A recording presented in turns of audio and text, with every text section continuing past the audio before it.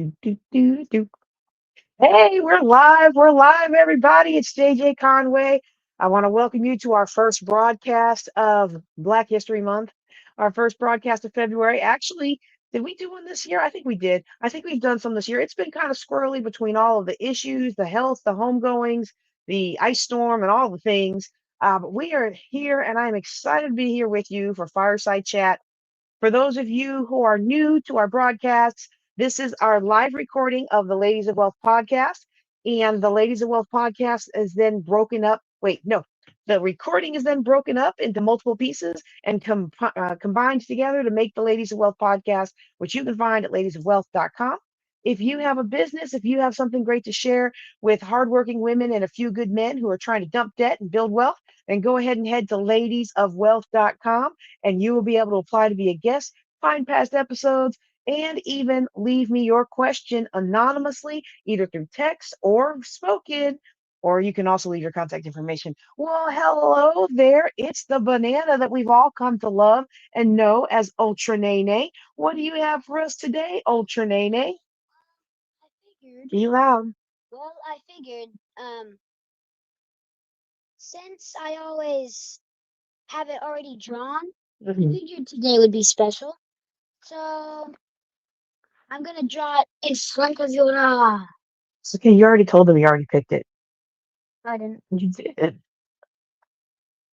Ooh, who's that Nice. cool football?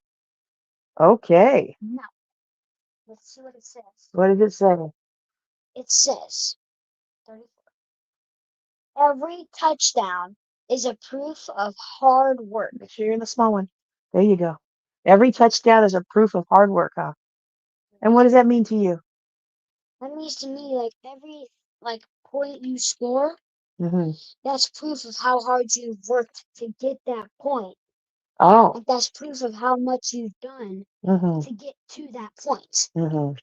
So that's a really good one. That is a good one. Now I'm going to ask you something. I'm going to challenge you a little bit on that.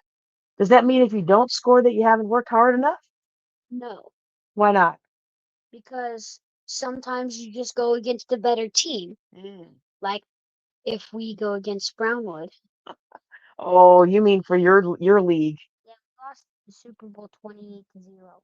Yeah, that was pretty sad, wasn't it? Is that the same team that you went through against three times though, right? The Yes, first time you got totally dominated. The second time y'all scored on them. The score on them. the only team to score on them all season long, and then you fell in the Super Bowl. Yep. Okay. And lost. All right. Well, all right. Thank you for being with us today. I'm not done. What do you mean you're not done? I got a show to do. See more of me. Oh, Right? okay. Get ready for Alternate's theme song. Chicken banana. Chicken banana. Chicken banana. Chicken banana. Chicken banana. Chicken banana. Chicken banana. Chicken banana. Chicken banana. Chicken banana. Chicken That's enough. banana. Chicken That's banana. enough. That's enough. Chicken Katie, banana. I have a show to run. I have a show to run. Okay. All right. Hey, everybody. Again, it's JJ Conway. I want to thank y'all for being on today. We have some serious questions to talk about as part of our fireside chat. Now, if you have a question you want to ask, make sure you drop it in the chat so I will know to answer your question. All right. So for now, we are going to go ahead. Let's see. I think I already covered.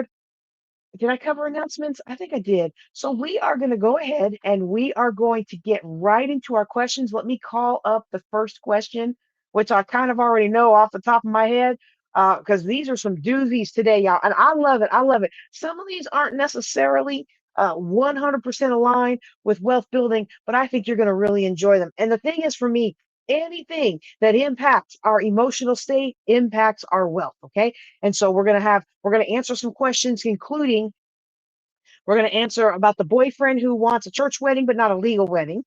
We're going to talk about the lady who gave up everything to move and care for her parents, but they won't help with her new baby. And then we're going to answer a question about college funding and the difference between 529 prepaid plan and a Coverdell, and that's what they asked about. But I'm gonna also add in a Utma, I don't know how you say it, uniform gifts to your kids. I don't remember what the actual acronym is. It's a gift for your kids. Okay, so we're gonna talk about those. We're gonna talk about those. But real quick, I also, if you if you are curious about my shirt, I'm going to talk about what this shirt represents at the end. We're going to do a little bit of a Black History Month spotlight, and we're going to talk about Girl Trek. Okay. So, real quick, let me pull up um, the actual question here. Should have had that before we got on here. Okay. So, what she's asking is, um, oh, this breaks my heart too. This really does break my heart. Okay, my boyfriend wants a church wedding, but not a legal wedding. Okay, and so I'm going to I'm gonna skip some of the particulars, okay? But the bottom line, and this is so hilarious to me because, it's not hilarious. It's not hilarious. It's not hilarious. I don't mean to say it's hilarious. It's not. It's horrible. It's horrible. Okay. So if you're in this situation, just know right now, my take is it's horrible.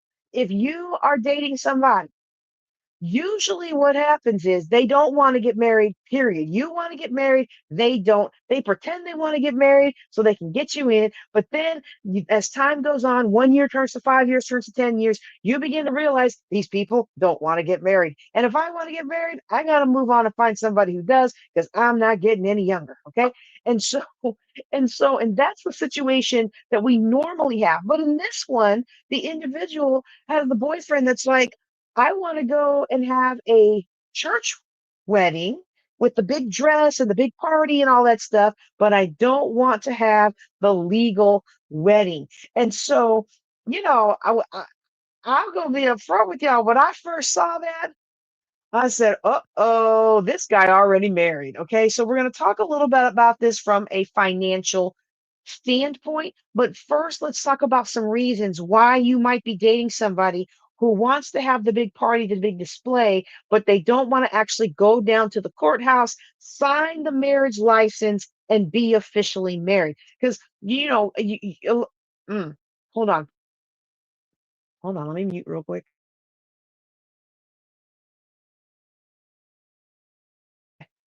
Now, in some places that you live, you don't have to be legal to be considered married, right? Like in some places you live, there's common law marriage where you live with them long enough, and it can be either 7 years to 10 years to 20 years. I think in some parts of Canada it's like 3 years.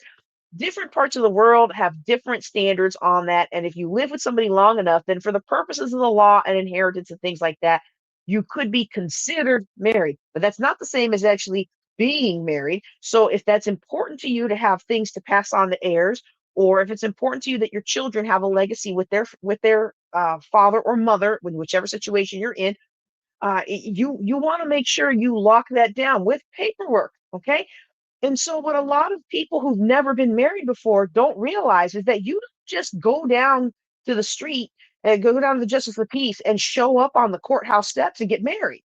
Okay. Now, if you're in Vegas, you do, but there is still a little bit of a process there. Okay. It's a little easier in Vegas and some places like that, but there's still a process. I know because I was going to get married in Vegas when I get remarried when I got married the second time. So there's still a process. You don't just show up drunk and get married. It's not like that anymore. So if somebody is telling you they don't want to get married through the legal position, not legal position, they don't want to get married through the legal system.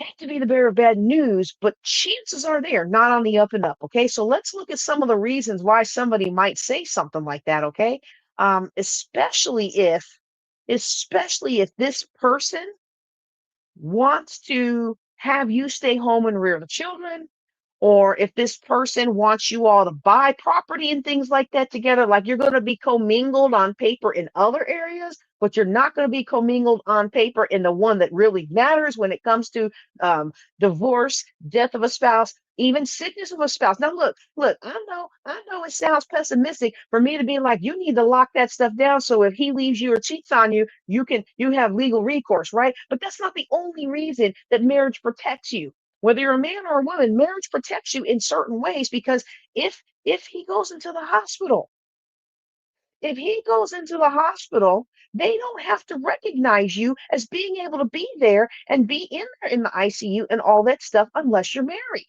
Okay. Now they could create paperwork and they can give you durable power of attorney and power of attorney and all those things, living will, all those things. There's nuances. We talked about that on a previous podcast, the differences between those things, right?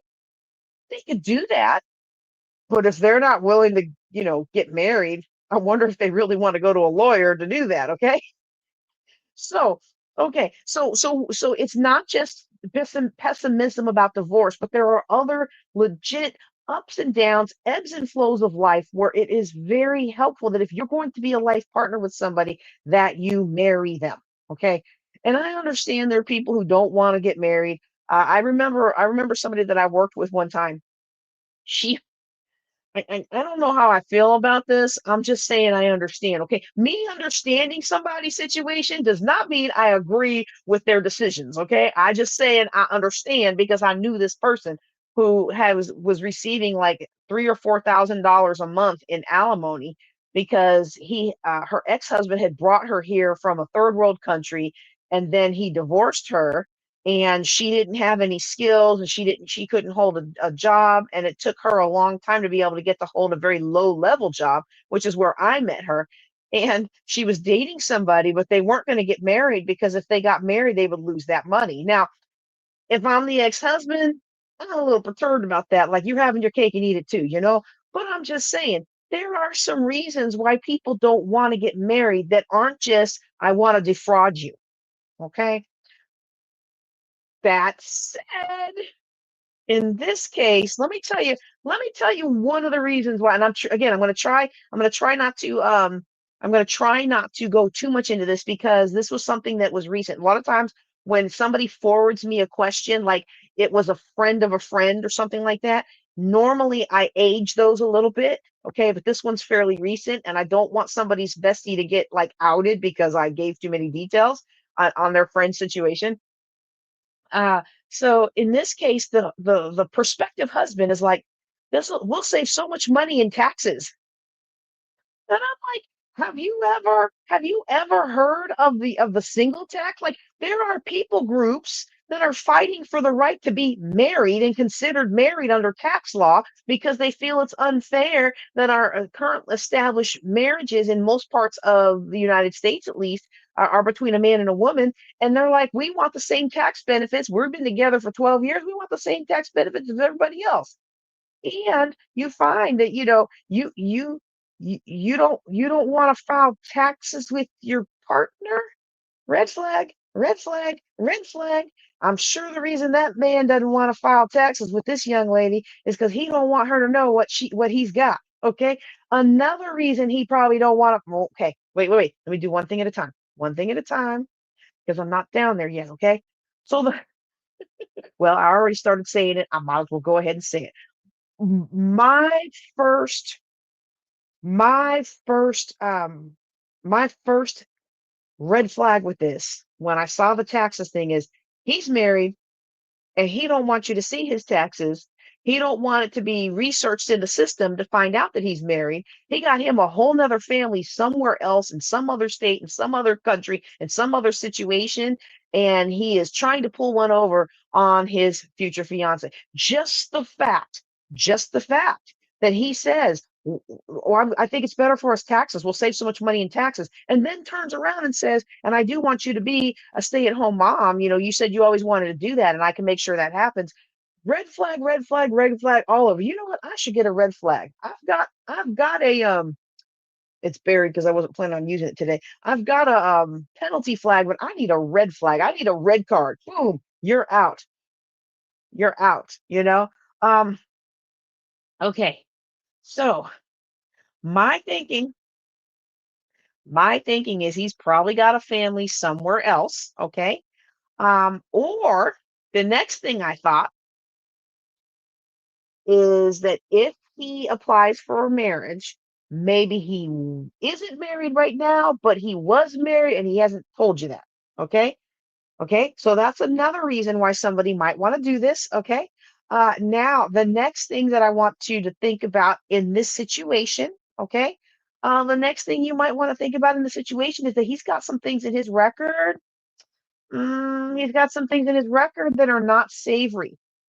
And when you go apply for a marriage license, that's going to trigger some things. Okay. I don't know if I need to admit this in public, but the government already knows. I have some people in my background who have a little bit of unsavory pasts. And I have people in my family that have some unsavory pasts. And made my security clearance back when I was in the Air Force, made my security clearance investigations take a long time. And guess what people like to do? They like to hide something. And guess what happens if you are a felon and you don't turn yourself in on your regular intervals to your parole officer, or if you're supposed to be limited to a certain geographic region and you don't do that, or if you are a registered sex offender, but you decide not to register when you move somewhere else, okay? These things all could pop up when he goes in to get application for a marriage license, okay? And so to me, the biggest thing, especially when they mention being a stay-at-home mom, to me, the biggest thing that I think is happening here, if he's not married to somebody else, is probably that he just wants to give her all that he thinks she needs to basically become his house manager, um, for the sake of little ears, intimate partner, child rearer, and take care of everything else. Okay, that's what it sounds like. And then once she's trapped and unable to leave, this is where I could admit that I might be a little biased here based on my experience and the experience of many women I know. Once she's trapped in that situation, now the abuse can come. And we'll talk more about financial abuse when we get into Women's History Month next month. But the reality is, for a lot of women, they did not see the financial abuse coming. They did not see the financial abuse coming because it doesn't show up like that. Like, a person who's going to abuse you financially doesn't just show up on date one and say, hey, you know what? I'm going to be super nice to you for the next 2 or 3 months. I'm going to make you feel like you're the most important person in the world. I'm going to make you feel like you're so super special. And I'm going to make you feel like nobody else has ever understood me like you do. You must be my soulmate. We shouldn't waste any time. We've been looking for each other all these years. Let's jump in and move in together. Let's jump in and get married quick. Let's jump in and have kids quick. And then as soon as you are attached, or as soon as she is attached, and sometimes it's he that is attached, now the abuse starts. And when the abuse starts, it's a situation of, well, I didn't think that was the real him. I didn't think that was the real her, because the person who courted me was the real him. The person I went out with for 4, 5, 6 months was the real her. No, what you went out with and during that time was a facade. And as soon as they feel like you are sufficiently locked down where it's hard for you to extricate yourself, then the abuse begins. And so that was my big concern when I read this. I did think that, because I've heard of this. Being in the military, I've heard of this where people have had multiple families that didn't know about each other. And y'all, I was TDY and I flew home one time and I met this guy on the plane, and my goodness, we hit it off. We hit it off. We had such a great time. And of course, back then I was single. I looked down to see if there was any ring. Not only was there no ring, there wasn't even one of them ring shadows. You know how when people who are married want to stray, they take off their ring and you got the light skin piece where your wedding band used to be because it's been shaded, it's been shielded from the sun. He didn't even have that. So when I was single, I would always look and make sure there's no evidence of a ring that used to be there yesterday and isn't there today, right?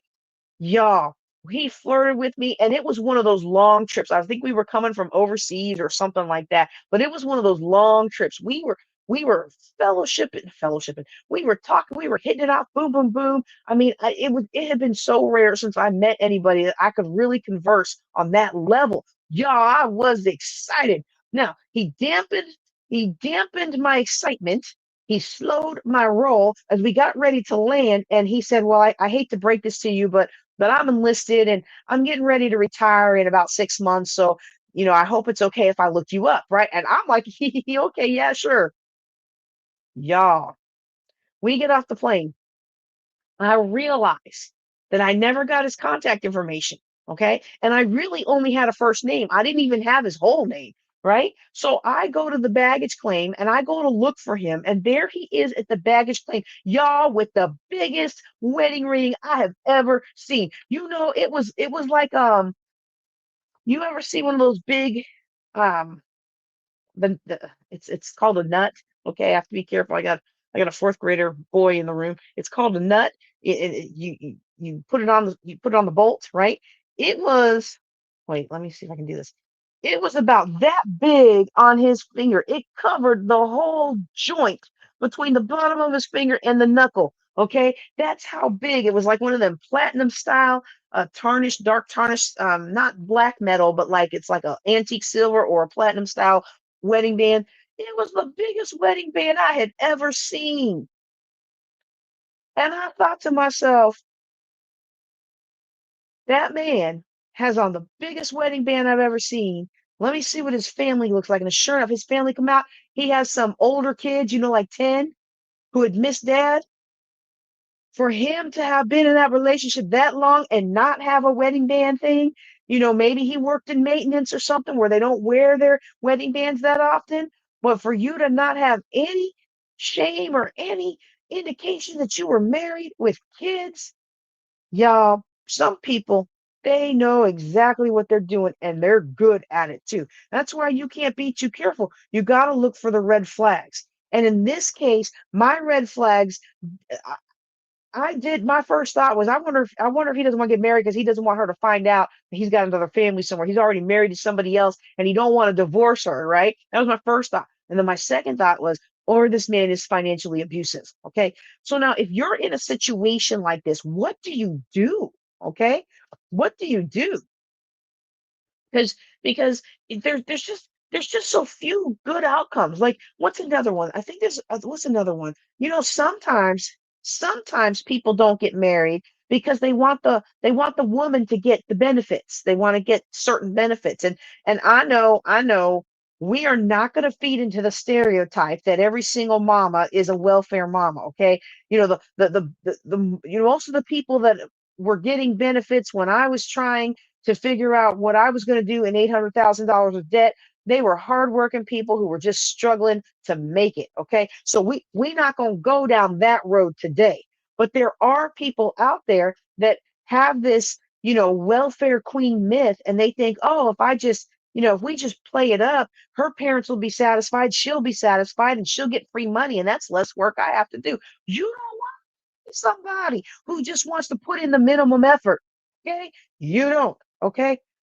And so, because people are something like let's say it's not financial abuse. Let's say he's not married to somebody else. Let's say he's not a felon or some other legal bad thing that he's trying to hide, right? Let's just say he's not cheating. Okay. Let's say he's just risk averse and he don't want to lose the girl, right? What do you really want somebody who's going to only put in the bare minimum, who's just going to placate you enough? I'm gonna challenge this problem that we're having in society. People are always been saying, well, there's not enough good men, there's not enough good men, there's not enough good men. There are good men out there, but no matter what generation we're in, it seems like there's never enough good men. Back when I was younger, it's because men were holding women down and abusing them and not letting them succeed, and they wouldn't let them have careers. And then when I became a young woman, now, it was common, you didn't just go to college to get your MRS degree, although I went to school with several women at the Air Force Academy who were there for their MRS degree. That was still a thing, but it was going out of fashion. But now you have the male loneliness epidemic where all these men apparently can't find women because women want too much out of their man. I mean, every generation has its struggles and it just takes a different shape. And what's taking a different shape isn't a real problem. It's people on both sides of the fence not taking accountability for what it is they want and what it is they're willing to do in a partnership. And a partnership only works if both people are willing to act as partners, which means I'm here for you, you're here for me, and we're in this thing together. Okay. So I'm a caution this young lady. You do not want a partner who puts out the bare minimum. Okay. You want a fake church. He wants a fake church wedding. He wants to be a fake husband. Who wants a fake husband? Okay? Who wants a fake husband? Who wants to be pretend married to somebody who's putting all the onus on you to give up your career and do all the things, but yet he has any license he wants to walk away whenever he feels like it? When you have 3 kids and a mortgage you can't pay, you're going to regret that. I'm telling you, don't do it. Don't do it. Okay? Don't do it. You If he is not going to commit to you on paper, I know people don't like to hear this. I know it's old fashioned, but you know what? I'm a pastor. You come on my channel, you're going to get faith and family with finance. You're not going to just make money at any cost. Okay. You got somebody in your life that doesn't want to commit to you with paperwork and marriage and committing themselves, even if you're not a person of faith, committing yourself legally. I would recommend you don't have children with that person. I would recommend you don't commingle funds with that person. I would recommend you don't buy a house with that person. I would recommend you don't buy a car with that person. Now, if they want to buy you a car, put your name on it, that's different. But I would keep those lines very separate. Okay. And I am old fashioned enough to say that I wouldn't even recommend living with that person. Okay. And so now that said, I think it would be hard to do what he really wants to do unless y'all found a fake pastor, because very few churches are going to want to do that. I know mine wouldn't do that because when we do a wedding, you have to sign the marriage paperwork. Okay, so I'm giving you all these things. My biggest thing to the young lady in this situation and her friend who sent me this is you want to get yourself out of that situation as quickly as you can. Even if this guy is well intentioned but just foolish, because he might be well intentioned, but he might be 22, 23. I don't have the ages of who these people are, but they sound kind of young. Okay, he might be 22 or 23. Now, wait a second. If she's 22 or 23 and he's 35, boom, boom, boom, another red flag. Okay, just cut it off. Okay, but if you think he might honestly be well intentioned but just ill informed or a little foolish, or he's read too many alpha male websites or something like that, I'm not saying kick him to the curb right away, but I would say put some boundaries in place. If you're living together, move out. If you're commingled funds, stop it. If you're doing things that would lead to children, protect yourself and perhaps back off a little bit because you don't want a fake marriage. You don't want a fake husband. Okay. Now, those are my recommendations. And some of those things are harder said than, or some of those things are easier said than done, but you can start taking action today.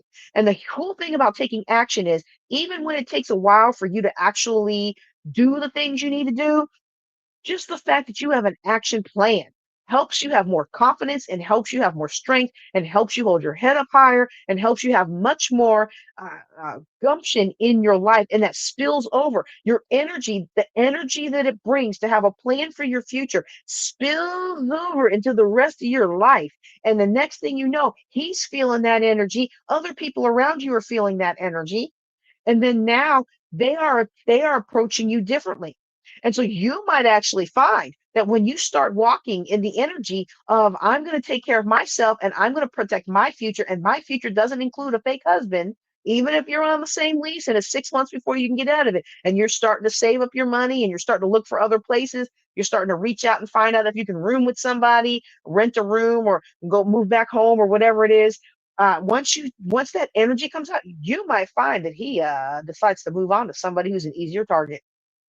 Because I don't see any good that comes out of this situation, and I would advise you to get out of it sooner rather than later. All right, all right. I want to appreciate those of you who've been on. We are going to cover our next question. I am really surprised that we are at 29 minutes. I know my son came on. Oh, wait, hold on, hold on. We got some comments up in here. Okay. Yes, that's what I was saying. I think he's married somewhere else. Married, married. Financial abuse and you know it, and see, the problem is, this is the thing that bothers me when we have these conversations, and we're going to have a lot of these conversations during Women's History Month. When we have these conversations, you get people in multiple camps, And the two most common camps are the people that have never been through it. And they're like, what's your problem? What's your problem? Well, how dumb can you be? How could you get, oh, how could that happen to you? How could you let that happen? Even high-powered women, high-powered men find themselves sucked into these situations. And once they realize what's going on, then it's too late to get out. If you haven't, go and take a look at my talk with HG Tudor about why high-powered women get ensnared by narcissists. Excuse me. We also have one coming out. I'm trying to get it out to be on Valentine's Day. I know that is so um ironic, but I was like, you know what? We need a juice with JJ. We need something controversial. I think we're going to put his the financial ramifications of being ensnared with a narcissist. I think we're going to try to release that on Valentine's Day. Don't hold me to that though, just in case. Because there's been so much going on. But the thing is people. So you got one camp of people who are like, that's ridiculous. How could that ever happen? And anytime the person who is a victim of financial abuse or emotional abuse or physical abuse or all the forms of abuse, it's their fault. It's their fault. And then you have the people on the other side who've been through it, or they know somebody who's been through it, or they're empathetic enough to be like, you know what, that's really sad and unfortunate, and I don't know how he got there, I don't know how she got there, but oh my goodness, you can tell the same story to those two groups, and the one group's going to react with condescension and disdain, and the other group's going to be like, I've been there, I know exactly what you're talking about. And so if you're in the group that's already scoffing when I make those kinds of comments, I'm going to encourage you, take some time and do some research.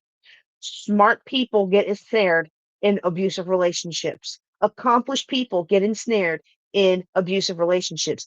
Educated people with multiple letters behind their name get ensnared in abusive relationships. CEOs, sports stars, all kinds of people get ensnared in abusive relationships. Okay. Ooh, okay. I was not planning on saying all that, but hey, there we go. There we go. And it's weird because I know several women who got ensnared in abusive relationships, and they were all strong, independent women outside the home. And one guy. I know one guy. Okay. All right. So what we're gonna do, we're gonna move on. If you are watching me live, then I appreciate you watching me live. We are going to that's gonna be probably one podcast episode there.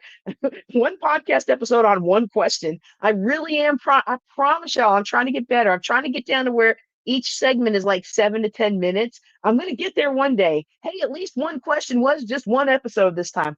But if you are listening to me as part of the Ladies of Wealth podcast, then I want to welcome you back for our next episode where we are going to talk about the question I'm about to answer, which is I gave everything up to move and care for the baby, care for my parents, but they won't help with the baby. Can I say that again, y'all? Please indulge me because I'm trying to get to where we can extract these from the recordings and not take so much editing. Okay. So what we're going to talk about next, what we're going to talk about now is a person who gave up everything to go take care of their parents, but now their parents don't want to help with the baby. And they're considering should they move back to where they're from and have a support system, or should they just kind of tough it out? Okay.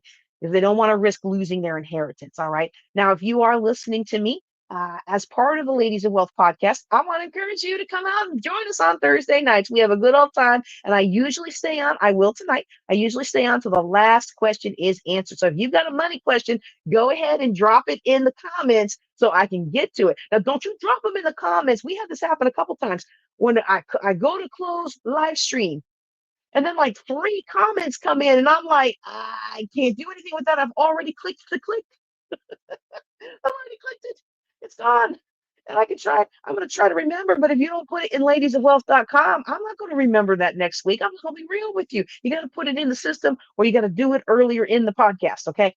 All right. So Thursday nights live, we do every first Thursday is Fireside Chat, where we answer your money questions with style and grace. Our second Thursdays. Did I say Tuesday? Oh my goodness. All right, forget it. I can't be correct today. I don't know what it is. It's the enemy. Satan, I rebuke you in the name of Jesus. All right. Every second Thursday, let me say that again. Every first Thursday is our Fireside Chat where we answer your money questions with style and grace. Every second Thursday is our seven-figure business building. So it teaches you tools to build multiple streams of income or improve the business you already have. Our third Thursdays is real estate, my first love when it comes to making money and building wealth. And then our fourth Thursdays is the empowered entrepreneur, how to be the person that attracts what you want into your life. And so those are our regularly scheduled classes. Fifth Thursdays are our wild card. They're usually replays where I go spend more time with my family, but we just play those by ear. Okay. So our question right now, let me go ahead and read this to you. I gave up everything to move and care for my parents, but they won't help with the baby. Should I risk losing my inheritance and leave? Ooh, y'all, this is a toughie. This is a toughie. This is a toughie. Okay, I'm gonna pause. I know my editors are gonna be so frustrated with me because I'm gonna pause. I'm gonna need you to append this to the last discussion because this is a good one. I love you, girl. I do love you. I really do. The person trying to figure out how to get out without anyone finding out, which is another issue heavily strained because of brokenness from the abuse. They are fully able, they are fully able to think like they need to get out. Okay, I they are fully able. Okay, so I think I know where you're going with this. If I'm wrong, go ahead and come back because we're going to add this to the previous one. Okay, about when we're talking about the possibility of abuse. So this is one of the biggest things because a lot of people who get stuck in these abusive situations, they they have relationship equity or they have relationship capital or reputation capital. They have reputation capital, and so for them to go get help, to go to a battered women's shelter or go to a rescue or to go to something like that to get away, it's very difficult on them personally, and then they feel like they have to do it all themselves. Okay, and so not only, okay, I see where you're going there. Not only not only is it that they have this situation, especially the more higher powered you are, the harder it is to ask for help. But by time you get to this point where you need to get out of there, you have been conditioned. You have been conditioned to accept the abuse. You have been conditioned to accept it as normal. I remember a time in my life where I was in an abusive situation and I went to counseling for it, which I really didn't want to do at the time because I didn't believe that people who were saved back then, I didn't believe that they needed to go to counseling. And I know that's not true anymore, but at the time, that's just kind of how I felt. So I was real embarrassed, but kind of needed something. I needed to talk to somebody, right? And the guy asked me, he said, how, how did you, how did you get to the point where you accepted this as normal? And I was like, I don't know. No, that's he said, how did you live like this? And I don't know. It just one day led to the next, and this happened, and then this happened, and then this happened, and then this happened. And it just each thing that happened just eventually became normal. There wasn't anything I could do about it. And there was something I could do about it, but the awareness didn't even enter my mind. Okay. And so I have a lot of love and a lot of concern for people who are entrapped, especially in financial abuse. And that's why we have a class coming up that'll start in a 3 or 4 weeks of breaking free from financial abuse. I'm not advertising it today because I don't have all the things ready for the next cohort, but it's called Breaking Free from Financial Abuse. We look at what financial abuse is and we look at what you can do to get yourself out. Sometimes we need somebody else to come and tell us this is not right. This is abuse. And even then, we need to hear it multiple times. And if you've got a friend who's trapped in the throes of abuse, then what I need you to do is to understand that you just saying, I think your husband or your wife is abusive, that usually doesn't do it because because that person has already been conditioned that they are the problem. They have already been conditioned that they are the problem. That person who's abusive in their life has taken some weakness or some insecurity and they have played it up and tossed it up to the point where that person no longer feels like they're worthy of anything else. And they may play big outside the home, but when they come home, that's where the truth is told. And so it's important to ask gentle questions. It's important to be a lifeline when you can be. And it's important to help slowly nudge without directing and making that person even feel worse about themselves because they already feel like they're dumb. They already feel like they're hopeless. They already feel like they have nowhere else to go. They already feel like they're not, they don't even deserve your friendship. Okay. They already feel all these bad things about themselves because that's what their abuser has poured into them over all the years. And they're already searching back for the love and the attention that they got in those first, high emotion, almost like a drug. It's almost like a drug. Okay. I know I'm talking about this too long, but I just don't want to see anybody continue hurting that doesn't need to continue hurting. But I think a lot of times in our efforts to help, we actually make things worse. And so that's what we're going to be talking about more in another show. But right now, let me get back to the question at hand. Ooh, y'all. Oh, I can say so much on that, but again, I'm not going to because this is not an abuse call. But somebody needed to hear that, I'm sure. And I hope that you will heed our words. We bounce things off of people. If you have to go anonymous and go on some of these forums to do so, find out that what's in your life is not normal, and then let other people be the strength that you need, the strength that you don't have to be able to try to get out. And if your friend is in this, I'm not a doctor. I'm not a counselor. I don't play one on TV, but I just as somebody who's been there, who's been in, a series of unfortunate situations, that you really just be there for that person and let them know that you're a safe landing place. If they ever need to come running, you got a space on your couch. You've got food in the fridge. All right. Okay. All right. I gave up everything to move and care for my parents, but they won't help with the baby. Should I risk losing my inheritance and leave? Okay. I think what's happening here, I think what's happening here, it sounds like it sounds like a story I've heard all too many times, and it breaks my heart because usually what happens is the person who's getting messed over is the person who comes to me and asks for help from financial planning because of the situation. Oh, I'm all fuzzy. Well, have I been fuzzy this whole time? Oh dear. Well, let's see if we can fix that. Let me scoot back if I can. I'll scoot that forward, maybe. Will that help? That's not helping. Okay. Um, what usually happens in situations similar to this is when clients come to me and then they have quit their job and moved to another state to go back home and take care of their aging mom or take care of their aging dad.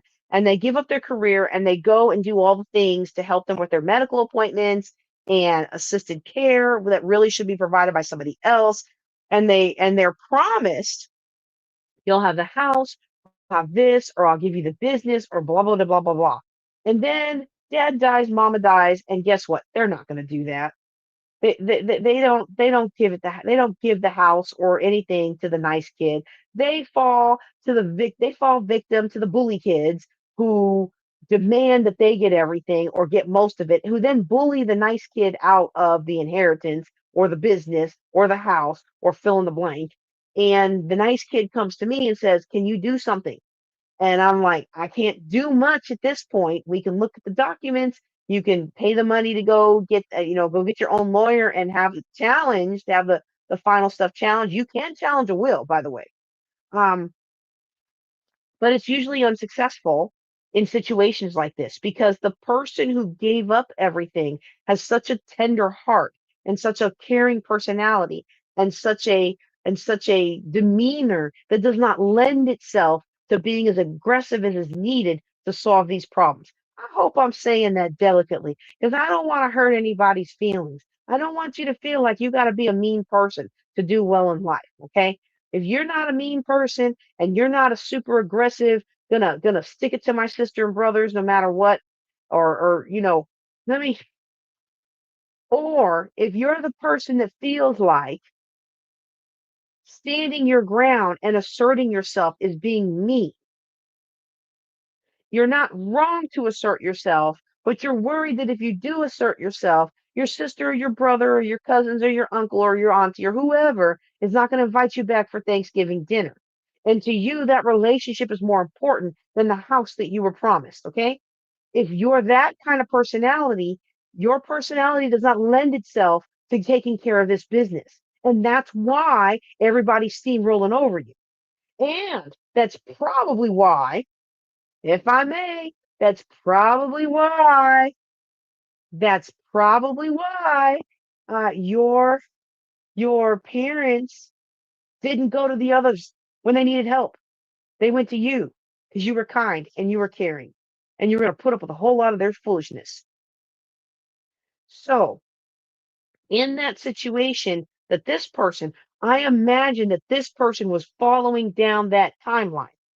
And anytime one of my financial planning clients says, I'm thinking of moving, I'm thinking of doing this for my parents or anything that causes them to give up what's best for their financial future. And I know, I'm not the judge. I'm not the judge of what's best for your financial future. I can look at the numbers, I can look at your goals, and I can say, for what you want to do for your family, boom, boom, boom, boom, boom. You know, I can advise you that if you were my client, because I am a financial planner, but I'm not your financial planner until you engage me in a client planner relationship. If you are my client, I can advise you. You have children. If you're going to want to send them to college, you probably need to set aside some money. You probably need to get out of debt. You probably need to set up something for your retirement, and you probably need to have something to take care of you in your mature years because you can't count on your kids to do that. Okay? Not you can't count on your. I mean, one way or another, we're gonna be taken care of. But I don't want to be eating dog food in my mature years. We say it like that. I don't want to be eating dog food. I want to be well taken care of. And so when I look at my competing goals of the things that I want out of my life, giving up my livelihood, giving up caring for my own children, giving up fill in the blank that is needed for my family's financial future plan is not equitable to me giving all that up to take you to your doctor's appointments. You can hire somebody to take you to your doctor's appointments. You can find somebody to take you to your doctor's appointments. You can move closer to the hospital. That's kind of harsh. That is kind of harsh. Some of us have great relationships with our parents. I like to think that my children have a great relationship with me. I work very hard at being a good mom. I know I make some mistakes and I know sometimes I can be overbearing, but I work very, very hard at meeting my children where they are. We're trying very hard to understand their equities, trying to build them a relationship around the things that they like, even if I don't like them, trying to understand where they come from, playing with them, being at their events, showing up when they need me, not doing things to intentionally hurt them. Like I work. To me, being a good parent is work. And it's not always rainbows and unicorns. I mean, even if you're not cleaning up spit up and poop, you still have the situations where your kids like these things and you like those things. And I am somebody who prefers peace and quiet in my household, and I got two highly extroverted, highly friendly, highly active boys. So guess what mama had to learn how to do? If I wanted a relationship with those children, then I needed to make sure that I meet them where they are, not expect somebody who's 10 or somebody who's 12 or somebody who's 5 to come up to the level where I am. Okay? And so why am I saying that to you? I'm saying I have worked very hard to have a good relationship with my family and teach them to take care of their equities and take care of their family, take care of their parents and things like that. But somebody said the other day, they say, you have unconditional love for your kids. And I'm like, I didn't say it because I know the person was going through some things at the time, but I thought to myself, I didn't teach my kids unconditional love. Now, I taught them to love like the Lord loves, and the Lord does offer his love unconditionally. But see, when other people say love, what they really mean is do whatever I need you to do or whatever I want you to do. That's not love. See, unconditional love doesn't mean I'm going to treat you bad and you still have to take good care of me. Unconditional love doesn't mean I'm going to purposely hurt you and then expect you to do my bidding. So when I read this question about this person who gave up everything to move and care for their parents, I'm thinking, you know what? That sounds like parents who didn't really care about their kid. Because I'm going to tell you right now, I care enough about my children that I am working on a plan that they're not going to be saddled with me in their middle years. Now, it might happen. We can't control the future. The scripture even says sometimes finances fly away as eagles. You can't control the future. You don't know that your hard work and efforts are going to all pay off, but Most of the time, scripture also shows that diligence and frugality pay off with a harvest later on in life. Okay, spend less than you make and invest the rest. I had one child at 30 and I had the other one at 40. When my 40-year-old, I mean, when my 10-year-old is 20 and 30 and starting his family. When he's starting his family, he's 30 years old. He's starting to climb in his career. He's got a wife and some young kids, right? I will be 70. I do not want that child saddled down with having to take mama to all her doctor's appointments and stuff. So I am planning my life to make sure that I am as little of a burden on my children as I need to be. And I'm trying to plan my life to be as healthy as I can because I already done promised him I'm gonna be here till he's 50. And he's like, well, mom, that means you're gonna be here till 90. I'm like, I'm working on it. I'm working on getting my health back together. Well, when it comes to finances, I find that people who grow up in situations where mom sacrificed everything for you and sacrificed everything for her parents, now she expects you to sacrifice everything for her. That's not how it should work. Oh, I can't believe you said that. Yes, I said that. Now, if your mama was good to you and she did everything she could for you and you want to honor her and you have it to honor, then she deserves everything that you can give. But don't tell me you're going to honor mom and take care of mom and your children are going hungry. Don't tell me you're going to honor mom and take care of your mom and you don't have enough to eat. Don't tell me you're going to honor mom and take care of mom who should have provided for her own retirement if possible, and you don't have enough to put new tires on your car when the tire blows. I'm not saying we don't love mama. I'm not saying we don't help mama. But I'm saying you have your own family. You got to take care of that family first. And when I read something like this, I read somebody who has been, I won't say conned, I won't say hoodwinked, I won't say, you know, manipulated, although I feel all those things. I'll say that they feel an obligation, wherever that sense of obligation came from, to care for their parents at the expense of their family. And I left out some details, but this person has siblings, and the siblings all chose to live far away from mom and dad. And I was like, that's probably why they live far away from mom and dad, because mom and dad are takers. They take, take, take. And it's funny because I was talking to somebody the other day, and I had a coaching client, and they how did they say it? That their husband felt like he was a giver because he puts food on their table. I want you to hear that. Their husband felt like he was very generous and very giving because he puts food on their table. And when they want something nice, they want a new outfit or something, he'll take them to the store to get it. And I'm like, you're a stay-at-home mom.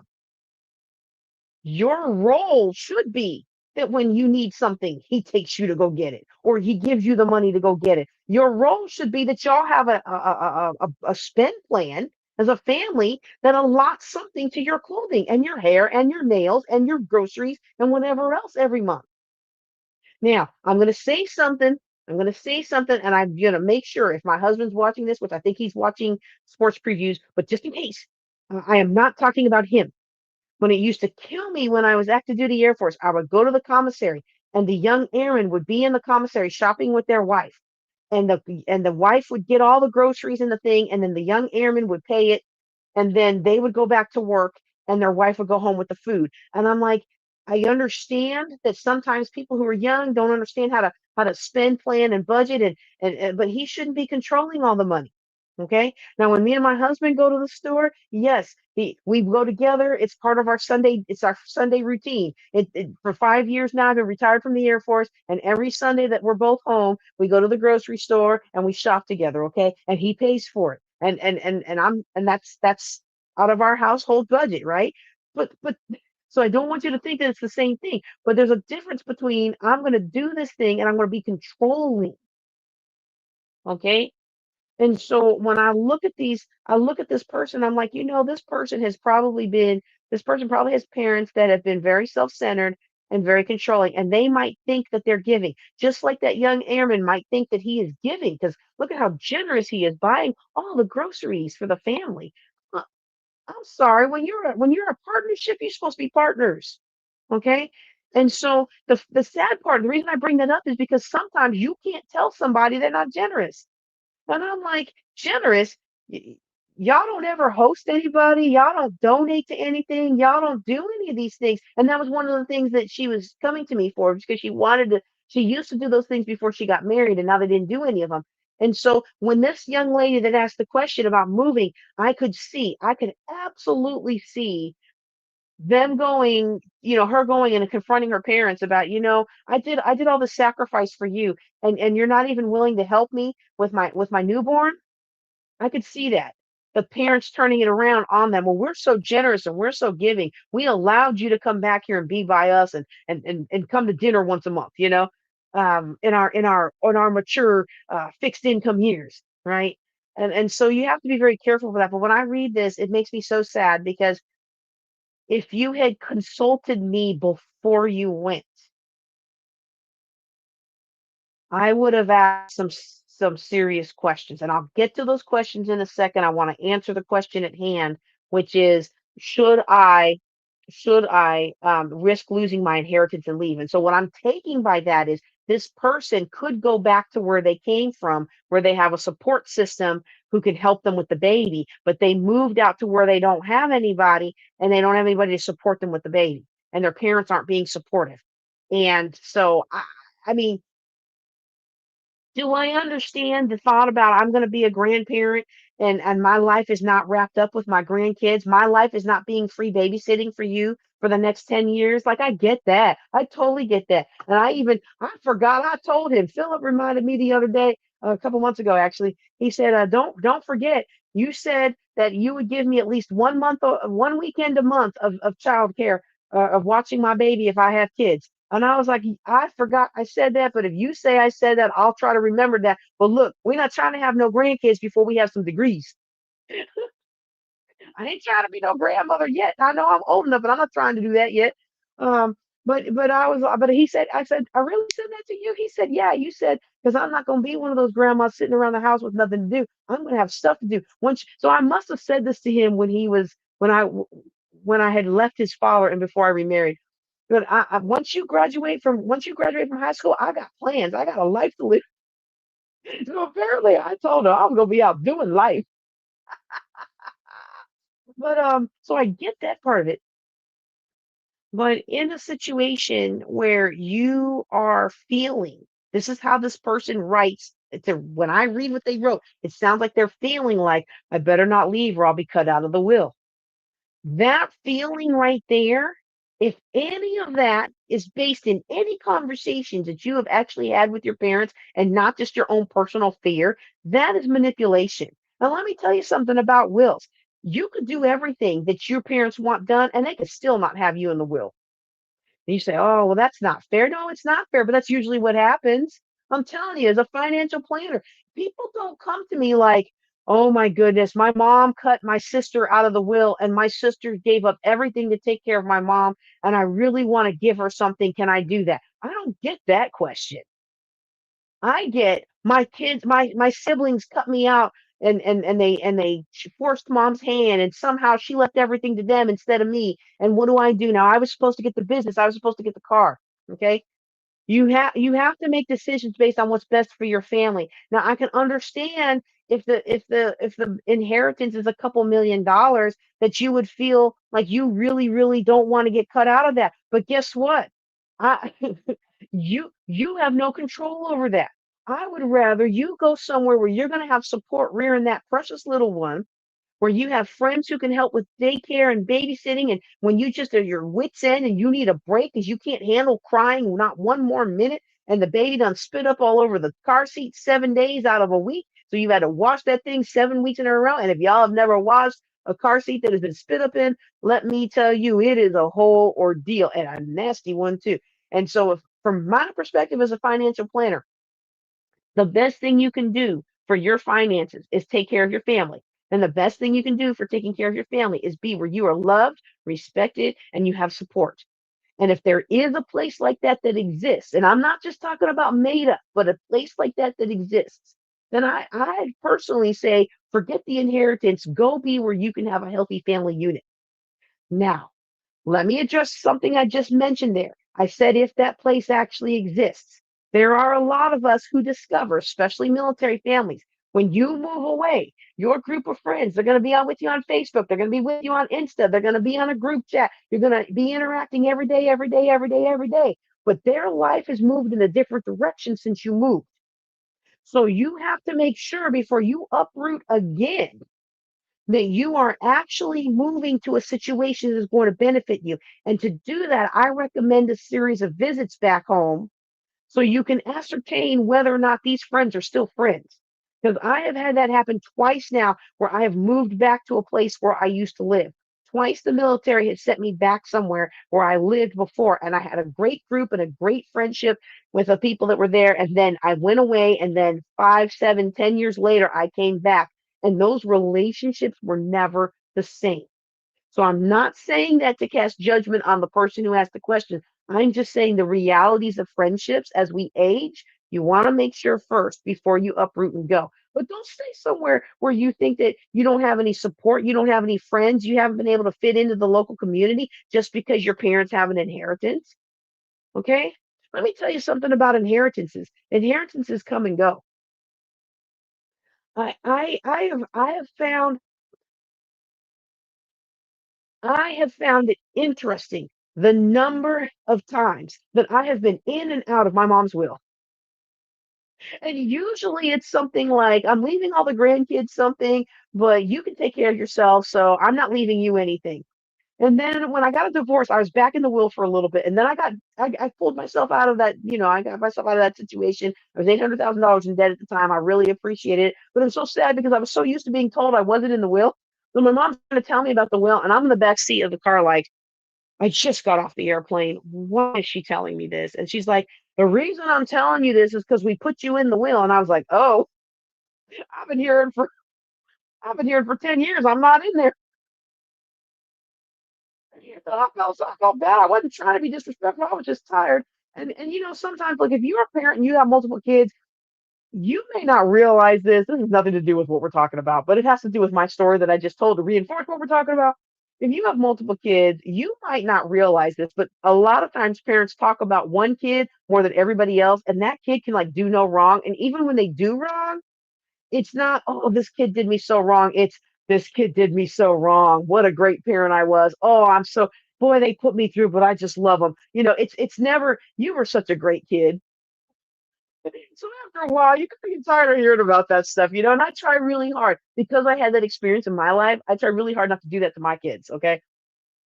Because I know what it feels like to be like, every time we have this will conversation, I'm not in it. Why do I care? I don't care. If I'm not in it, I don't care. I just care that you're taken care of. You got provisions, you've got retirement, you got the things you need so that you are healthy and you've got provision for when you're not healthy. That's all I care about that you're taken care of. I don't care what happens after that. I love to be in the inheritance. I would love to have some property handed down to me. I would love to have some money handed down to me, but if you're gonna keep telling me I'm not in it, I don't care. And so I was in it for a little while, then I wasn't. Then I think I was in it briefly for another little while, and then I wasn't. And then I was, it's just back and forth and back and forth. And there are other people in my life who dangled an inheritance, and they always find a reason. They always found a reason for that to not materialize. Okay. And there's not that many, but I just find it interesting for someone who grew up poor, there are several influential family members, parental figures who could have left us seven figures or more that chose not to. And I'm not entitled to any of the inheritance, and neither is the young lady here, not entitled to any of that. But I just find it interesting that like the money goes to whoever it goes to. You cannot control that. What you can control is what you do with your money. Now let me tell you something. You're stressed out about your parents not helping. You got to pay more for childcare because you don't have good friends there yet who can help you out when you need some help, or you don't trust anybody with your newborn because they're not kin, and now you're exasperated and burnt out and you don't have any time to take out for yourself. That is bad for your financial future. Because when we're burnt out, when we're overwhelmed, when we're disappointed, when we're miserable, when we feel slighted, when we feel disrespected, we make bad financial decisions. That's why so much of what I do as a financial planner and financial coach has nothing to do with money. That's why so much of my working with a client is more about uncovering the deeper issues. Now, I'm not a counselor licensed to help you solve the traumas and stuff, but if we can get down to what's the trauma underneath your money problems, you can take that to the counselor and be like, I need to work on this, and it will help your financial future. So I would say to this person, don't worry about the inheritance, because if your parents are doing you like this now, you're probably not going to give you nothing anyway, or they're probably not going to give you anything. Let me use my proper English. They're probably not going to give you anything anyway. And this is another interesting thing I have found with people. When you stand up for yourself and you assert yourself and you draw your own boundaries around your life and you say, this is the life I want to live. And if you're not going to fit in this life, then you can be on the periphery of my life. When you do that, more people respect you. In fact, I bet these parents would respect them more for going back to where they have support instead of always being manipulated by the inheritance. Not a guarantee that they'll get it, but it'll be a lot better for them and their family, and ultimately for the health and financial future of that newborn. All right. Ooh, this has been fun, y'all. I hope y'all have been enjoying this as much as I have. I got one more question. I have one more question that I want to talk about, and then I'm going to talk to you about my Black History Month spotlight, which is Girl Trek, the shirt that I'm wearing today.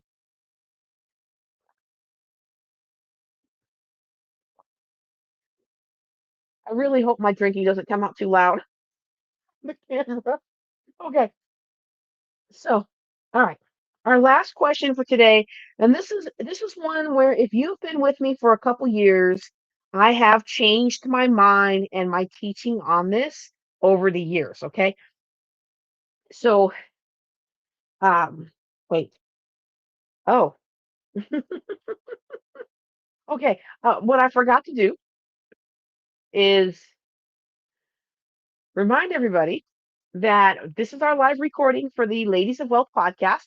We do these live recordings every Thursday night, 9:30 Eastern, 8:30 Central, and we invite you to come in and ask your money questions.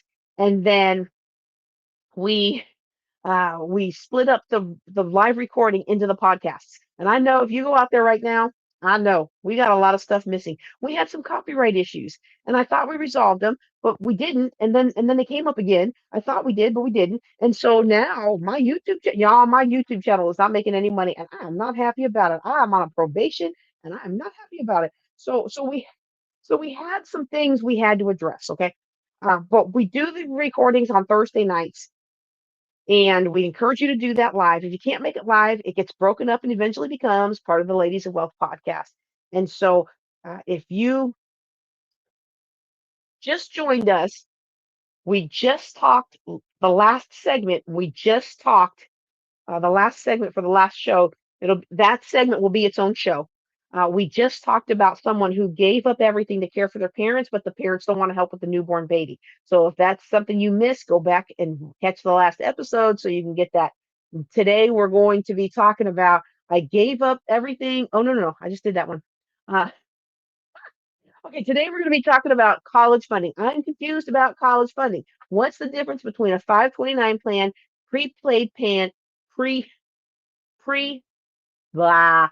Okay, I'm confused. Wait, I'm confused about college funding. What's the difference between a 529 plan, a prepaid plan, I cannot say this today. All right, y'all. College funding. You got 529 plans. You got prepaid plans. You got Coverdells. Okay. You got other ways to give money to your kids and save money for your kids. Okay. You've also got, they didn't ask about this, but there's also the uniform gift to minors.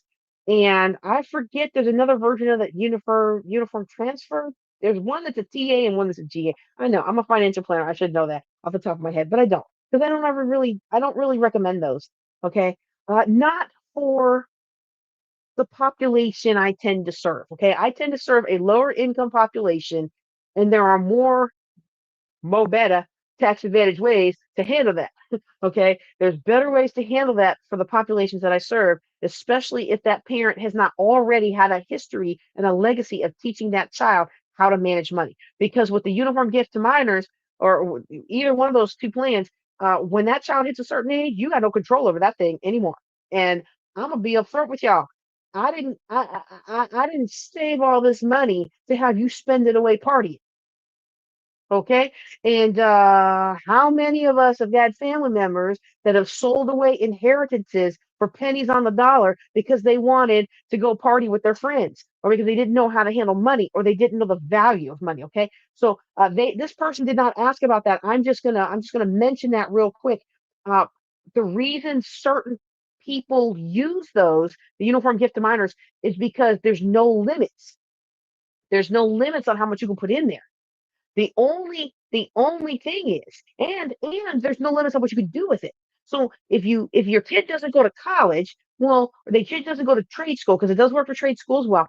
If your kid doesn't go to college or trade school, then it's okay. You can use it for anything. It's a gift to them. It's theirs, which means when they hit the right age, depending on the market you're in and depending on their status and your status and filing, whether you claim them still as a or not, there's some tax thingies in there.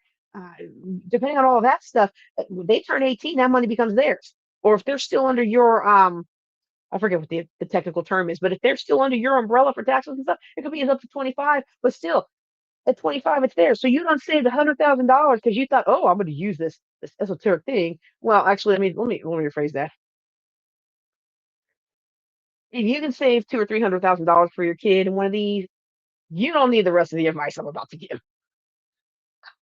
If you can do that, go ahead and do that. But I'm just saying, I wouldn't give a 25-year-old that much money.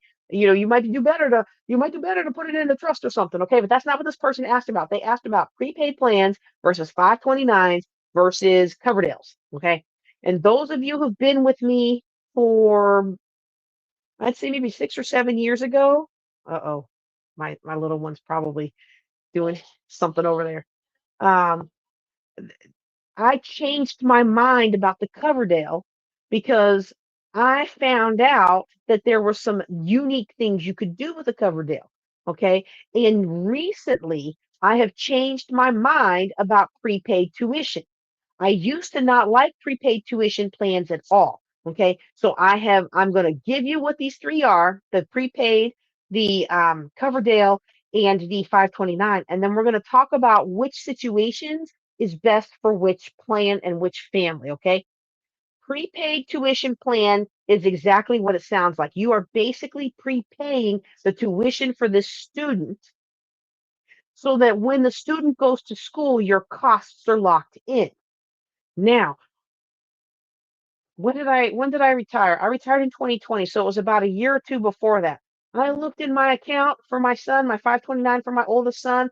I was nearly in tears. I had come from being $845,000 in debt to having enough money to cover the cost of his education at at his school, okay, or at any of the, well, not, I don't think LSU, but whatever the state schools were in Louisiana at that time, like 2019, 2018, whatever the state funding was, whatever the state tuition was for most of the schools he might have gone to. And I mean, it was just like tears, like, oh my goodness, if you can't heal from this car accident, you can afford to retire because you got money to send your son to college. Yay. Okay.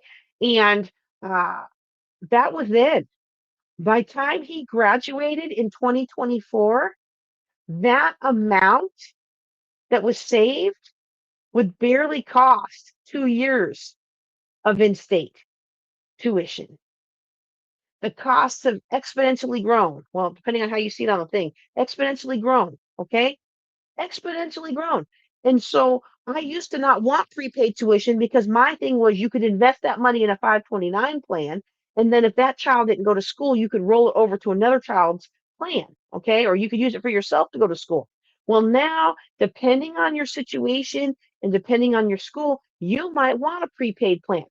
A prepaid plan is good for people where you know that your child either A is going to go to college, and B, you know what school they're going to go to. Like y'all have a long legacy of going to A&M. and you're pretty sure that your child's gonna go to A&M. I was about to say A&T, Aggie Pride. Uh, y- y- well, then maybe you go ahead and do that. But my kids, they're non-conformable.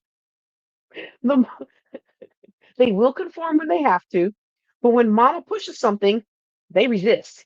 And so if mama was to have pushed a particular school, they would resist. Okay. That's just how my kids are. And you have to know the personality of your child. And my son, my oldest, originally wanted to go for mechanical engineering because he wanted to design race car engines. But he was like, after a year of this and all this math and all this theory, he's like, I really just want to go turn wrenches. And so now he's in a trade school. And it's funny because he's in the program. He's about a third of the way done. And he's like, I don't think the math is so bad. He's like, I really love this, but I don't think I want to do this every day for the rest of my life. And I was like, ding, ding, ding. So thankfully, his associates there can transfer into a bachelor's back at the school where he was, which is a blessing. That always doesn't always happen. But like, I would never have bought a prepaid tuition plan, even though I know how the costs have skyrocketed. Okay. And even though people are lobbying for the government to do something about it, it's just not it's just not something you can depend on. You can't depend on the government to help you. You have got to help yourself. Okay. And so, it's unfortunate. It's unfortunate that this kind of skyrocketing happened. But if you think back in the day when everybody couldn't go to college the way everybody could go now. And they changed some of the regulations and they changed some of the rules and the laws and the blah blah blah blah blah blah that allows people to get admitted here and there. Don't you see there's a huge rise in privatized loans? Student loans are such a big business now, and those student loans are not bankruptable. Okay. And so we have to be very careful about those things. And if you know that that your child is going to go to college or a particular trade school, if you know that and you want to do a prepaid tuition, I'm not going to be mad at you as a financial planner because I don't know where that exponential growth in costs is going to stop. I know it wouldn't have been a good fit for my family. Okay. So the next one I want to talk to is the Coverdell Education Savings Account. The Coverdell, it's you can only put $2,000 a year into it, and that's per student. So if I put in 1,000 and my mom put in 1,000 and Cubby's uncle put in no, no, no. If I put in 1,000 and my mom put in 1,000, nobody else can put any more money in there for Cubby. And they can't open up another Coverdale for Cubby. That's it. You get 2,000 a year. So for a long time, I was like, no, thank you. We are not doing Coverdales because we need to put more money away than that if we're going to have a hope of paying for college. Okay. Because, I came from a background where if I didn't have money to go for college, if I didn't get accepted to the Air Force Academy, I wasn't going to college. I got accepted to the Air Force Academy. I got accepted to the SUNY schools like SUNY Plattsburgh, SUNY Potsdam. I got accepted into Syracuse University, which is where I actually really wanted to go. It's so crazy. If I'd have gone to Syracuse University, to the business school that I got accepted to, Dr. Boyce Watkins would have been my professor. Ah, I really wanted to do that, but the Air Force Academy was a 4-year scholarship, a full ride scholarship, and Syracuse University gave me. This was in 1993, y'all, $20,000. That was a lot of money scholarship in 1993, but it was only 1 year with the option to renew. And while everybody was telling me, don't worry, they just automatically renew it as long as you keep your grades up, I was like, guaranteed full ride job and a job upon graduation in the military, which I was familiar being a military brat, versus $20,000 for the first year, which covered everything for the first year, but no guarantees for the rest of it. No. I actually did get full rides from ROTC for math, but I didn't want to do math. I wanted to do physics. I know physics is math, but physics is cool math. Math is boring math. Physics is cool math. Okay. If you're a mathematician, please don't hate me, but that's just how I felt. Not doing either one. Not doing either one of them now. Like I'm doing finance. Finance is emotions math, right? So, so in my world, when I first started out as a financial planner and a financial coach, in my world, Coverdale was not enough because I was going to need money to allow my child to go anywhere he wanted to go, and $2,000 a year is wasn't going to cut it. Okay. Now, there are some really cool things that I now recommend Coverdell to people with specific skill sets. And not only because you can use it for more things and you can use the 529 plan for, which we'll talk about in a second. One of the things you can do with a Coverdell is you can use it for private school uh, before they go to college. And so that's the limitation that your 529 plans have. Is those are only used for college or post, what do they call that? Post-secondary education, where your college or trade school or something like that. Okay. The Coverdell, if I wanted to send my son to a private high school, I could use Coverdell funds for it. You're like, well, JJ, let me tell you something. At $2,000 a year max, you are probably not sending your son to private school. Don't I know it, y'all? When we were in Louisiana, my oldest, his private school was 970 something a month, and that was a year-round plan. I think you skipped 1 month. That was a year-round plan paying for that school on top of property tax, on top of all the other things. But in that instance where I was, it was worth it for him to have access to that more intense education. Okay. And so the thing is about the Coverdale that causes me to change my mind a couple years ago about this is that you can have what's called a self-directed Coverdale. You can't have a self-directed 529. 529 plans are run through the state. Pre-planned prepaid plans are run through either the state or sometimes the college. I would recommend one run through the state if you can still find one. I shouldn't say it like that. I honestly did not look that up before I started here. I haven't heard much about them in so long that I'm not even sure most of those exist, but I know they do at the college level. But if you could get one that guarantees you at the state level, I think that would be a broader application to be better. But the thing about a Coverdell is you can do a self-directed Coverdell. So you can put $2,000 a month in there, or $2,000 a year in there, and by the time your child is 10, right? Now you've got $20,000. And you know what you can do in a self-directed Coverdell? You can invest in real estate. And guess what's so cool about investing in real estate in one of these self-directed accounts? My self-directed IRA can partner with my son's self-directed Coverdale, and they can combine on a real estate flip.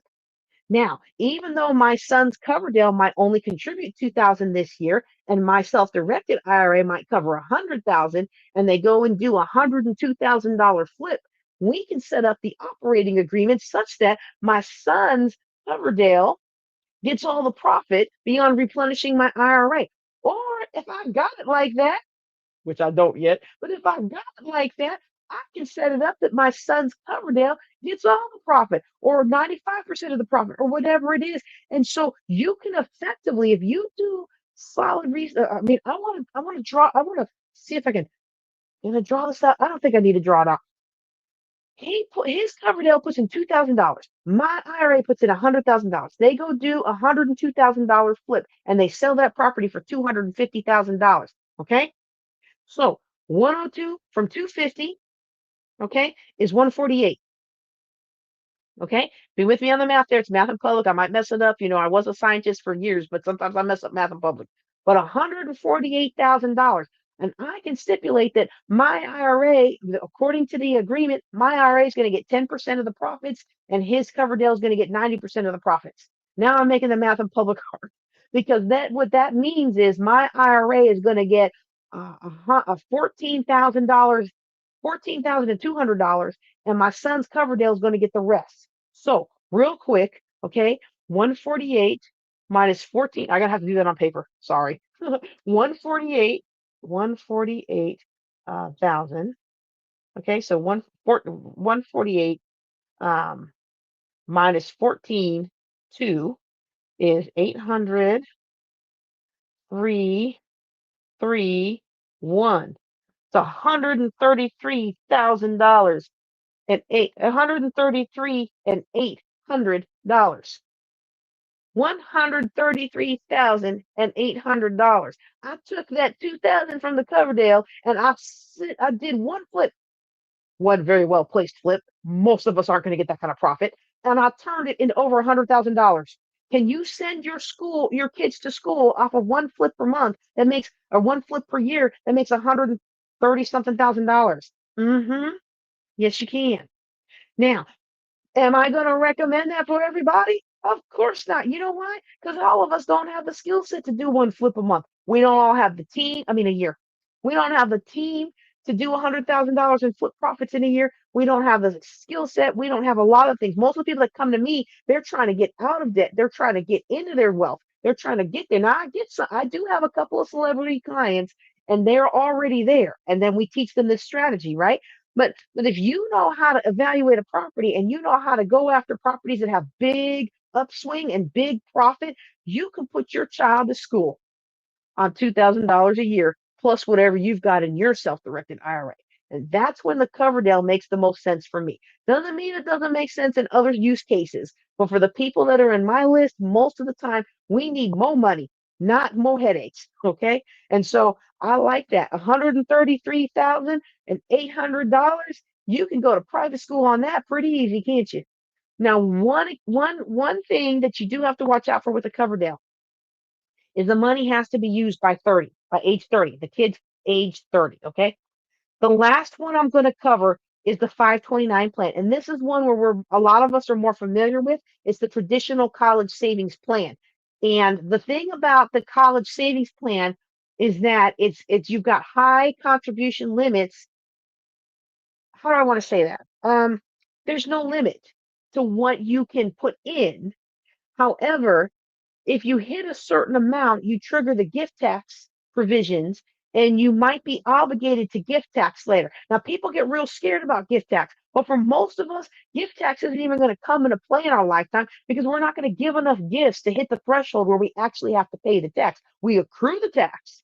The IRS says, you paid your son $30,000 this year and your gift tax. So now you've incurred this much amount of gift tax.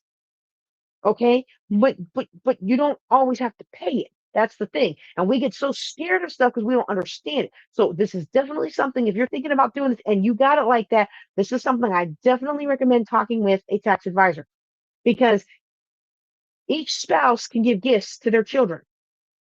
Okay. Each spouse can get gifts to their children. Let me see what the rules are for 2026. Let me see if they've come out with that rules yet. Gift tax. I make sure I've got the amounts right. Um, Yeah, gift tax exclusion 2026. I think it's up to, oh, okay. I would have been wrong. I thought it was 20. It's actually 19,000 now. Okay. It did not change for 2026. So it's $19,000. Okay. So each each parent can give their child $19,000 before they incur the gift tax. And if you give more, you may not necessarily have to pay that gift tax the year that you give the money. It may not accrue to be enough to trip the IRS, we want our money wire until you die. Okay. Unless you really, really given a lot of gifts. Okay. And so, I mean, like we're talking millions. Okay. And very few, very few of us on here are doing that. Okay. Um, I wish we were though. Oh yeah, I wish we were. But think about that. $19,000. One and then 529 you can front load up to 5 years. So I can do one, 19, 19, 19, 19, 19.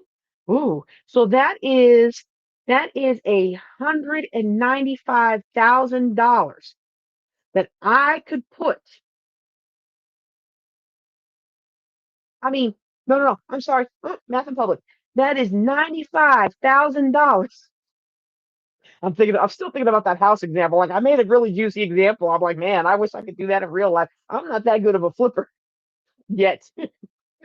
I, I'd have to do about 3 or 4 homes to get that price where especially out where I live, where the prices being what they are. Anyway, let me say that again. Okay, so I could give my son $19,000 a year before I trip the gift tax in 2026. That's the gift tax numbers for 2026. It has not changed for 2025. So that's 1, 2, 3, 4, 5 years. So that is $95,000 that I could transfer to my son into his 529 plan and not incur any gift tax obligation. And then my husband can do 20 or $19,000 a year. That's another $95,000. So between the two of us, We don't got it like that, y'all. Most of our holdings are things we can't reach just yet. Okay, so don't come after me for no money. I'm just giving you an example. All right, that's $190,000 we could plop into that account, or that's $190,000 that grandma and grandpa could plop into that account. And you know what you can do with $190,000 plopped into a 529 account when baby is born? You know what you can do in 18 years when baby goes to college? You can send them to just about any college you want. Just about any college you want. Yes, prices are going to go crazy. They've been going crazy, but I don't think they're going to go that crazy that you can't keep up with that. Okay. So, in my case with my oldest, we were putting in, we were putting in about 50 or so dollars a month, 50 or so dollars a month, and the account was like 40,000, 45,000 when I retired from the Air Force. Okay. So not quite the same thing. So this is why I highly, highly recommend that if you have a child, uh, that you want to set up a 529 plan, I highly recommend, instead of Christmas gifts and all stuff, especially if they're a baby. Y'all know babies don't need all that junk that we be buying for them. Okay. Especially if they're a baby, that you convince aunties, uncles, grandparents, whoever, to put that money into their 529 plan. Now, there's another interesting thing about 529 plans. Okay. The 529 plan, they have recently passed a new tax law that says if you don't spend the money, it can be transitioned to retirement funds. Ooh, y'all, that's an amazing new benefit. Okay. It's an amazing new benefit. Okay. And so the reason, so you might say, well, why does the government want to encourage people to do this 529 plan? Because people are looking for any way they can do to get out of paying taxes. And when you put the money into the 529 plan, you got to pay taxes on it. The same way with the Roth. Why did the government come out with a Roth IRA? Because you pay taxes on the money you put into the Roth. You don't pay taxes on the money you take out of the Roth, and you don't pay taxes on the money you take out of the 529 as long as it's for legit educational purposes. But you do have to pay taxes when you get into that thing. And so if they can encourage you to stop putting money in tax evasion, in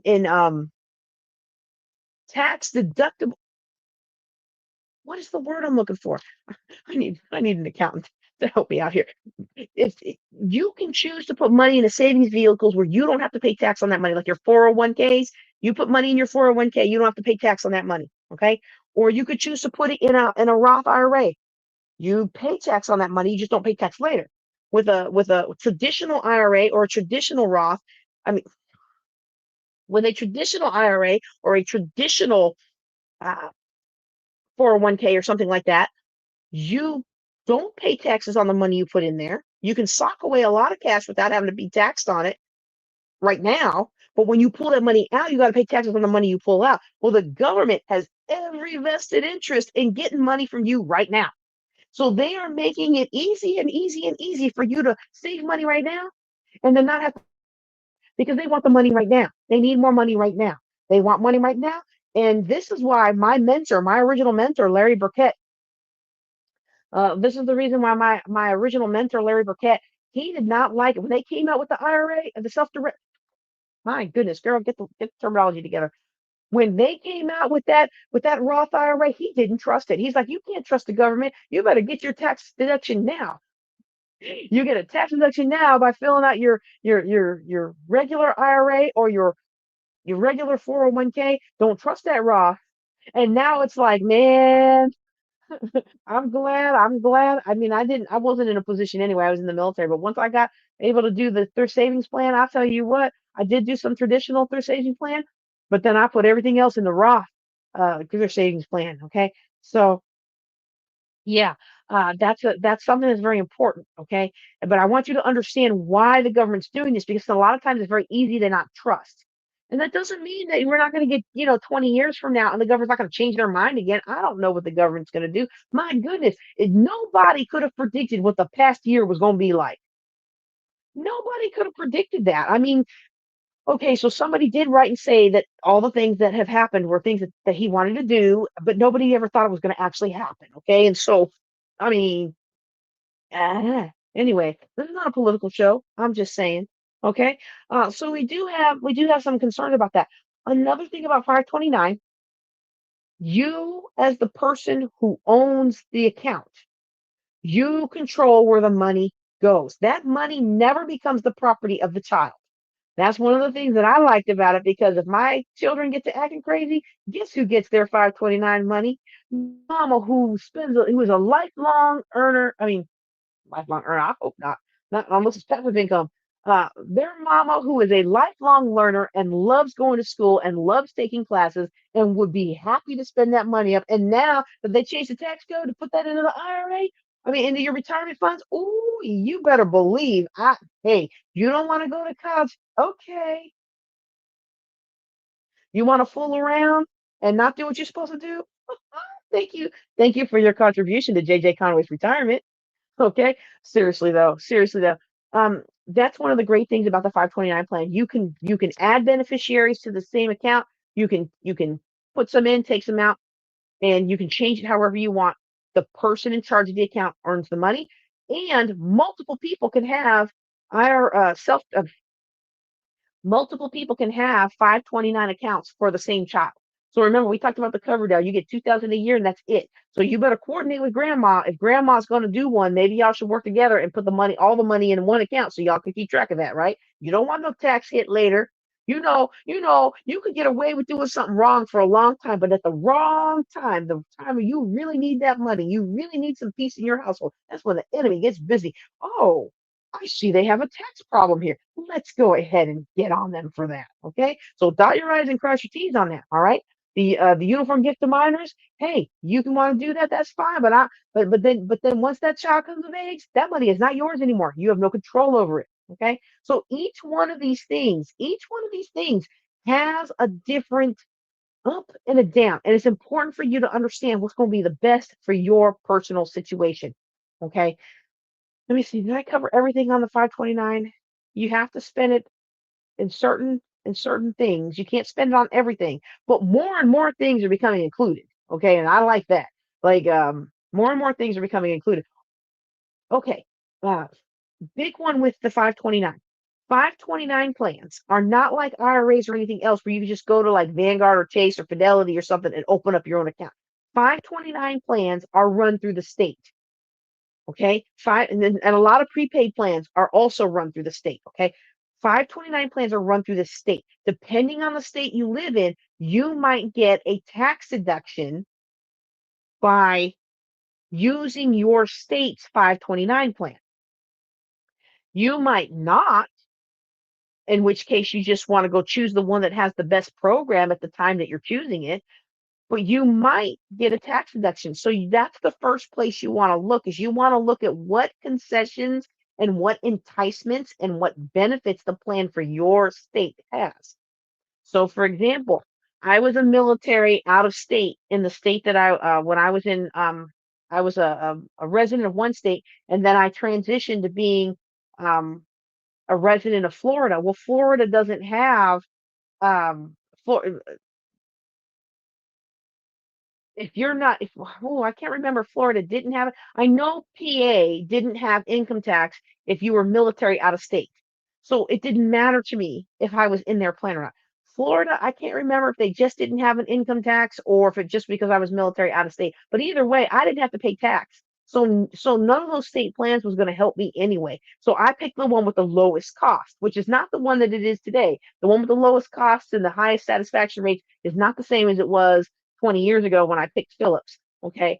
For my little one, we went with the Texas one because the Texas one does give concessions that we thought were important for us being in Texas and most likely not moving from Texas until after Cubby goes to college, because my husband is a Texas educator and his retirement plan is the Texas educator's retirement plan, and we gonna be here for a while. Okay.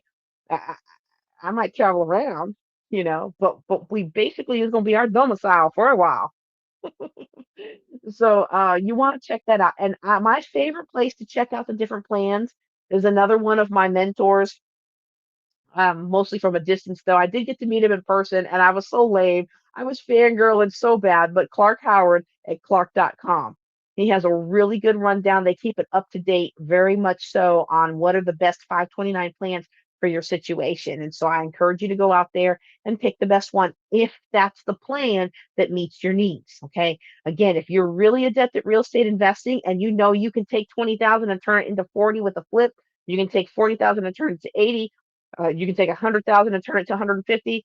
If you know you got it like that, you got a system and you know what you're doing, try the Coverdell. You can really maximize your child's funds that way, as long as you make sure it's spent the way it needs to be spent. Okay.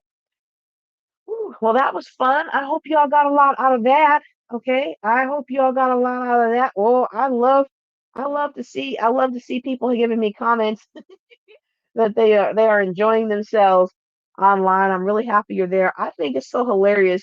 Uh, we keep we're starting to get haters now on some of the comments, so I can't just blindly click them, which is a shame because it's hard for me to read them in the screen where they pop up.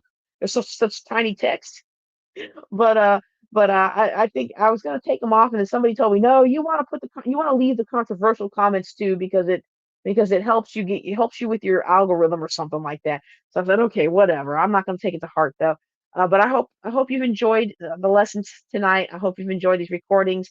And if you are listening to me live, I do encourage you to still listen to the podcast every once in a while.